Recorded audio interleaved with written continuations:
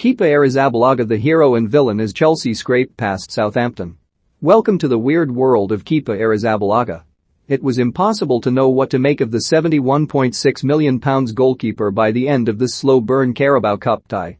He was at fault when Southampton cancelled out Chelsea's lead, gifting Che Adams an equaliser, but he went on to make a string of stunning stops in the second half, and he finished as the hero after Thomas Tuchel's side reached the last 8 after winning on penalties. Arrizabalaga is making a habit of inspiring Chelsea in shootouts. This was their third win on penalties this season, following triumphs over Villarreal in the Super Cup and Aston Villa in the last round of this competition, and he was at it again as Southampton faltered at the last, denying Theo Walcott before Will Smallbone's wayward effort gave Reece James the chance to seal victory. James did not disappoint, clinically sending Fraser Forster the wrong way, rendering Mason Mount's miss earlier in the shootout immaterial, and Chelsea could celebrate. This was another test of Chelsea's attacking threat without the injured Romelu Lukaku and Timo Werner.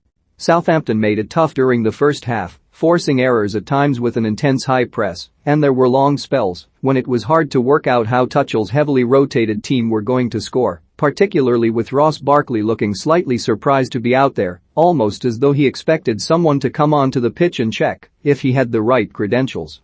Twice Barkley was played into space down the left wing early on, with room to drive into, only to check back and drain momentum from the attack. It hinted at a lack of confidence from the 27-year-old on his first start for Chelsea since August 2020, although in his defense he was not exactly being helped by the overall lack of flow from the hosts.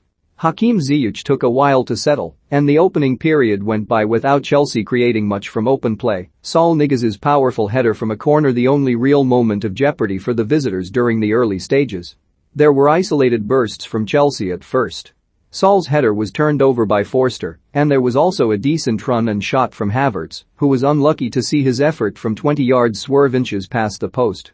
Chelsea needed to provide better service for Havertz, again pressed into action as a false number 9. Havertz spent a lot of the first half battling for high balls with Southampton's centre-backs, which is not his game. He looked more dangerous when he had a chance to run at his markers, drawing another save from Forster with a good shot. Charlie Austin endured a miserable night as QPR's Cup hoodoo continued in a penalty shootout defeat to Sunderland. Austin thought he had scored a late winner to send Championship Rangers through to the quarter-finals of the Carabao Cup for the first time since 1988. But the goal was harshly disallowed for offside, and then Austin's agony was compounded when he missed the first penalty of the shootout. He was not the only culprit, though, with Ilias Chair and Johan Barbet also off target from the spot to send League One Sunderland through 3-1 on penalties following a goalless draw. Rangers' record in the Cups is little short of abysmal. Their 50 FA Cup third-round defeats is a record, while their supporters still shudder at the mention of Vauxhall Motors, their conquerors in 2002. And now they have been dumped out of this competition by League One opposition in each of the last 4 seasons. Lyndon Gooch released Leon Dejaku, whose shot was blocked by Rangers keeper Sini Dieng at his near post, before teenage midfielder Dan Neil slalomed along the edge of the Rangers area and forced Dieng into another save with a low drive. Rangers began to dominate and almost went ahead through Barbet's pillardriver from the edge of the area, which was clawed out by Lee Burge. Chair was inches wide with a first-time shot from 18 yards and Andre Gray played in Scotland striker Lyndon Dykes, who was also just off target as he slid the ball past Burge. Sunderland almost fell foul of a comical own goal when a sliced clearance from Frederick Alves narrowly cleared his own crossbar and Burge saved again from Gray to keep it goalless at the interval. After the break, Austin volleyed Osman Kake's cross just over before the night's controversial moment came.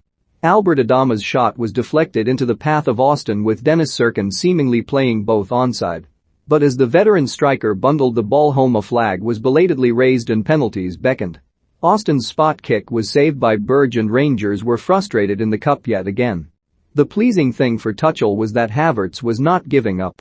The 22-year-old, who has had an inconsistent start to the season, was not intimidated by Southampton's robust approach.